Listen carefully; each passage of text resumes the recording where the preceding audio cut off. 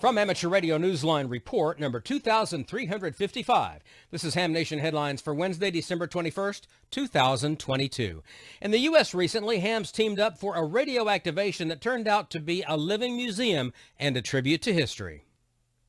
Visitors to the Vintage Radio and Communications Museum of Connecticut were part of a celebration of history taking place on Sunday, December 11th. They watched and heard as Bob Allison, WB1 GCM, got on the air using a repurposed Gates BC1T commercial transmitter using the call sign W1VCM/1BCG for AM operation on 75 meters. Bob was marking the 101st anniversary of amateur radio station's 1BCG's contact with Scotland during the ARRL transatlantic test of 1921. The official transmissions that made history more than a century ago occurred in Greenwich, about 90 minutes southwest of the museum, with operators sending CW across the ocean. This year, more modern equipment joined the refurbished Gates transmitter during Bob's 3-hour activation, which also included time spent on 40 meters and 2-meter sideband. Bob talked to the museum visitors who had been observing him on the radio to share in the triumph of more than a century ago.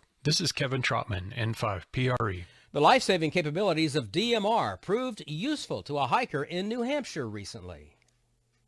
A relaxing day with his dog turned into a dangerous trek for a ham who was hiking the trails of central New Hampshire on Sunday, December 11th. He had become lost, and the coming sunset and forecast of snow put him in even greater danger, especially after the battery in his cell phone died. He had been carrying his DMR HT, however, and placed a call for help on the statewide talk group using a local repeater. Bill Barber, NE1B, heard the call and was able to contact the man's wife. She notified police, who joined firefighters in starting a search. Bill also contacted Rick Zach, K1RJZ, who knows the area's trails. Rick stayed in touch with the lost amateur on the statewide talk group while communicating with the search team. At one point, the amateur unintentionally changed channels on his HT, but another amateur, Chuck Cunningham, K1MIZ, noticed this had happened and was able to restore communications. The ham found his way to a road and was picked up by the searchers at 6:30 p.m. The wayward ham is going to be able to enjoy another Christmas holiday with his family. This is Cell MB, KB3, TZD. In the U.S., the General Class Operator's License Test is getting a new question pool.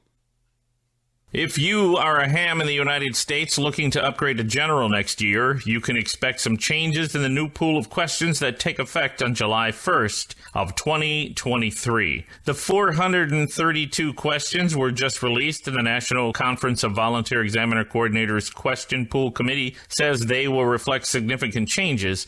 There are 51 new questions being introduced, 73 were removed. The committee believes the questions' level of difficulty is more balanced. These questions will be in use through June 30th of 2027. Examiners can expect to see the new general exam booklets by mid-June of 2023. The ARRL advises hams who are using the 9th edition of the General Class License Manual or the 6th edition of the League's General Class Question and Answer to take their exam no later than June 30th before the changed questions come in. This is Stephen Kinford, N8WB. And that's all from the Amateur Radio Newsline, your independent source for amateur radio news for 4 decades and counting at arnewsline.org. With Kevin Trotman, N5PRE, Cell MB, KB3TZD, Stephen Kinford, N8WB, Karen Eve Murray, KD2GUT at the news desk in New York, and our news team across the globe, I'm Don Wilbanks, AE5DW. 7-3, Merry Christmas, Happy Hanukkah, and we'll see you next time here on Ham Nation.